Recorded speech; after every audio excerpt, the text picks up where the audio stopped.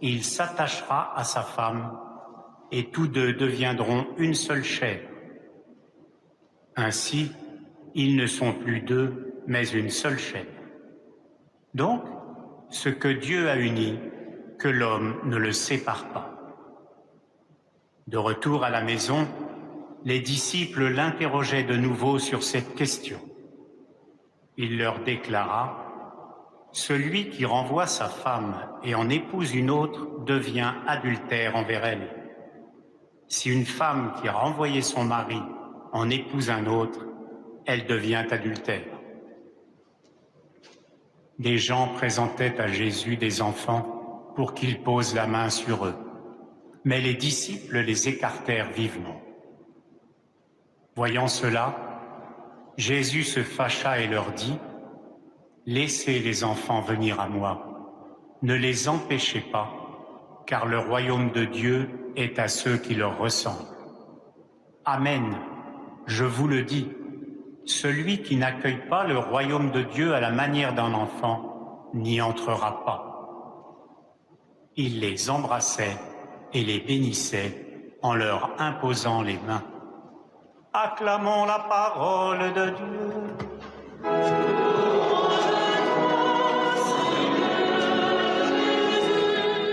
Voilà, chers frères et sœurs, en écoutant cet évangile, nous nous rendons compte que la question du divorce, du mariage, de l'union de l'homme et de la femme n'est pas un problème nouveau.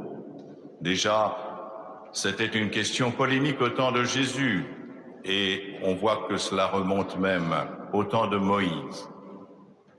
Il est important de voir que justement c'est un piège que l'on pose à Jésus, puisque, en effet, à l'époque de Jésus, il y avait plusieurs écoles pharisiennes qui se disputaient sur le sujet.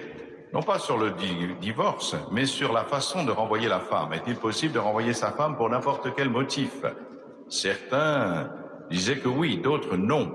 Et donc ils viennent interroger Jésus pour le piéger, tout simplement pour qu'il se retrouve avec une partie des pharisiens contre lui, bien entendu. Et Jésus ne répond pas à la question, parce qu'il les renvoie à l'intention de Dieu. En effet, quand Jésus dit « au commencement », il n'en était pas ainsi. Au commencement, qu'est-ce que cela veut dire? Bien sûr, cela renvoie au livre de la Genèse, et ces pharisiens le comprennent tout à fait. Qu'est-ce qu'il y a au début de la Genèse? Au commencement, Dieu créa. Voilà. Et nous sommes renvoyés à cela, c'est-à-dire à l'intention de Dieu. Oh, bien sûr, partout où il y a de l'homme, il y a de l'hommerie. Et le détournement de la volonté et de l'intention divine. Voilà ce que Jésus dit. Au commencement, il n'en était pas ainsi.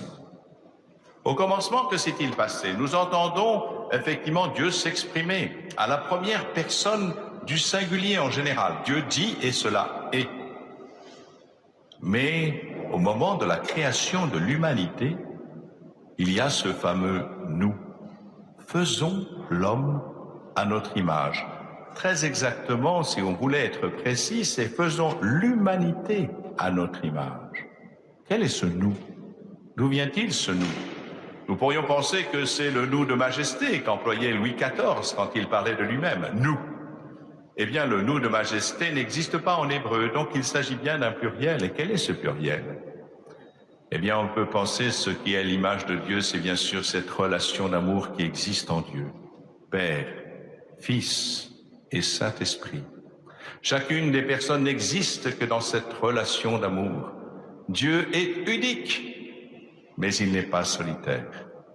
Et voilà pourquoi l'homme et la femme sont appelés justement à avoir l'image de Dieu, c'est-à-dire à entrer dans cette communion d'amour. C'est leur vocation. Cette relation d'amour qui existe en Dieu doit se refléter dans l'altérité de l'homme et de la femme. D'ailleurs, pour être très précis, il ne s'agit pas de dire l'homme et la femme. Le texte exact dit « Faisons l'humanité à notre image, mâle et femelle, il les créa. » Zadkar et Nekeba. C'est mâle et femelle, ce n'est pas homme et femme. Étonnant, non? Parce que nous ne sommes pas les seuls à être mâle et femelle. Eh bien, qu'est-ce qui est à l'image de Dieu? Mâle et femelle veut dire l'altérité. Bien sûr, nous sommes différents. Mais cette différence ne doit pas aboutir à une opposition, mais à une communion comme en Dieu. Mâle et femelle, eh bien les animaux aussi sont mâles et femelles. Qu'est-ce qui les distingue? Eh bien, les animaux, eux, ce qui les unit est fondé sur une affinité biologique. Oui. Chez les animaux, il y a cette substance qui s'appelle phéromone, que l'un des deux sécrète pour attirer l'autre. Mais il n'y a pas chez l'homme de récepteur de phéromones. Autrement dit, si ce qui unit le mâle et la femelle chez les animaux, c'est une affinité biologique, ce n'est pas le cas chez l'homme. Ce qui unit le mâle et la femelle chez l'homme, c'est une attirance issue d'une relation personnelle. Et cette attirance doit leur permettre d'être introduits à un amour plus grand, à l'image de Dieu. À l'image de Dieu. Et vous voyez cette image de Dieu qui fait que Dieu est Père, Fils et Saint-Esprit, un seul Dieu, font que l'homme et la femme entrant dans cette relation à l'image de Dieu ne deviennent qu'une seule chair, comme nous le dit le Seigneur. Une seule chair à l'image de Dieu, une communion dans l'amour. Et voilà pourquoi le mariage, voulu par Dieu, n'est pas la simple union des personnes. Le mariage est un sacrement, c'est-à-dire un don de Dieu pour entrer dans son amour. Et voilà pourquoi Jésus dit, ce que Dieu a uni, que l'homme ne le sépare pas. Le mariage est une création nouvelle. Une création nouvelle. C'est pourquoi d'ailleurs la Genèse décrit cette relation justement de l'homme et de la femme. Vous le savez peut-être, ce texte vous a paru étrange, vous l'avez entendu. Qu'est-ce que c'est que cette histoire de côte ou de côté? Il y a plusieurs traductions possibles. Dieu, d'abord, fait tomber un sommeil mystérieux, une torpeur sur l'homme. Cela veut dire que Dieu est le seul à agir. Et voilà qu'il prend le côté de l'homme ou la côte. Ça nous paraît complètement absurde. Eh bien, ce n'est pas absurde, ce n'est pas une question anatomique ou physiologique, c'est simplement une explication spirituelle. Cette explication spirituelle nous est donnée par les rabbins depuis longtemps, puisque c'était même connu en France au XIIe siècle. On le retrouve dans la somme théologique de Pierre Lombard. Et donc, cela fait très longtemps que ce que je vais vous dire est connu en France, et donc bien avant. Voilà ce que disent les rabbins. Eh bien, si Dieu avait créé la femme à partir d'un os de la tête de l'homme, la femme aurait dominé l'homme. Eh oui, messieurs, ne faites pas la tête. Cela a existé. Au néolithique, en effet, il y avait des sociétés matriarcales, matrilinéaires. Vous savez, vous connaissez les généalogies basées sur l'homme. Eh bien, ces généalogies étaient basées sur la femme. Tout simplement parce que c'était la femme qui était le centre de la famille. Et les mâles, si j'ose dire, ou les géniteurs, comme on voudra, passaient. Et donc, il y avait surtout des demi-frères. Je me demande si on ne retourne pas en ce moment dans les temps archaïques. Enfin, passons. Bon, enfin, c'était le matriarcat. Mais après, les rabbins disent non. Dieu, s'il avait créé la femme à partir du pied de l'homme, eh bien, l'homme aurait méprisé sa femme. Et c'est vrai. Cela a existé. Cela s'appelle le patriarcat qui a commencé au XIIe siècle avant Jésus-Christ. Peut-être même jusqu'à nos jours. À vous d'en décider. Mais non, disent les rabbins, Dieu a créé la femme à partir de la côte ou du côté de l'homme, en face du cœur, pour que l'homme aime sa femme. Voilà l'explication spirituelle. Il ne s'agit pas, voyez, de la guerre des sexes et de savoir qui domine qui. Il s'agit d'entrer dans une communion d'amour. Et le texte même va plus loin parce que vous savez qu'au début, dans le deuxième texte de la Genèse, encore une explication spirituelle, Dieu crée l'homme, mais il s'appelle Adam. Ce n'est pas un nom propre. Adam, ça veut dire qu'il est tiré de la Adama, de la terre. C'est un bouseux, quoi. un glaiseux. Voilà. Il n'est pas content parce qu'il est tout seul avec ses animaux. Il donne un nom aux animaux. Et voilà que Dieu va faire tomber cette fameuse torpeur. Et le mâle et la femelle vont devenir hommes et femmes.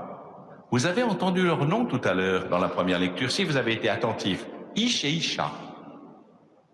Voilà. Le mâle et la femelle, Zakar et Nekobah, deviennent hommes et femmes, à l'image de Dieu. Le mâle et la femelle ne sont pas à l'image de Dieu, mais l'homme et la femme sont à l'image de Dieu. Et quand Dieu aura créé la femme, voilà qu'il va prononcer cette phrase. Il est dit, elle sera appelée femme Isha, celle-là. Et c'est elle qui porte le premier nom, ce n'est pas lui. Lui, il est le bouseux, le terreux. Et c'est parce qu'il est présenté en face d'elle que l'homme va prendre le nom de Ish. Il ne devient véritablement un homme, ce mâle, que lorsqu'il est alphené vis-à-vis de sa femme. Et quand il est marqué, elle sera appelée Isha, en hébreu, quand vous avez un passif, ça veut dire que Dieu agit. C'est Dieu qui lui a donné son nom. C'est Dieu qui lui a donné son nom à la femme pour que la femme permette à l'homme de trouver son nom, l'homme.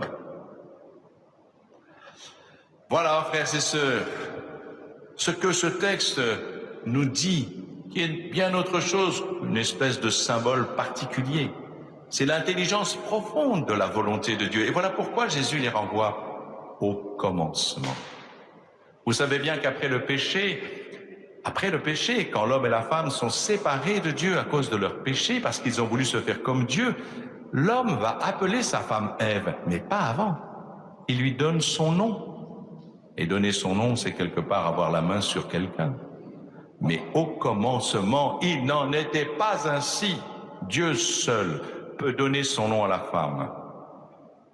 Et voilà pourquoi j'ai compris un jour pourquoi Jésus appelait sa mère femme. Évidemment, Dieu seul peut rendre le nom de femme à la femme, Isha. Quand il appelle sa mère femme à Cana, il se révèle comme Dieu. Quand il appelle sa mère femme au moment de mourir sur la croix, c'est qu'il lui donne sa véritable dignité de devenir la mère de toute l'humanité. Quel miracle extraordinaire! Et vous voyez, Dieu a fait alliance avec l'humanité, et dans ce mot alliance, il y a l'amour de Dieu qui se propose à une liberté, vraiment. Et cette alliance existe aussi entre l'homme et la femme, parce qu'il n'y a pas de mariage, il n'y a pas de sacrement, s'il n'y a pas la liberté de s'offrir, de se donner et de recevoir de l'autre. Voilà, chers frères et sœurs, il faudrait peut-être arrêter enfin cette épouvantable guerre.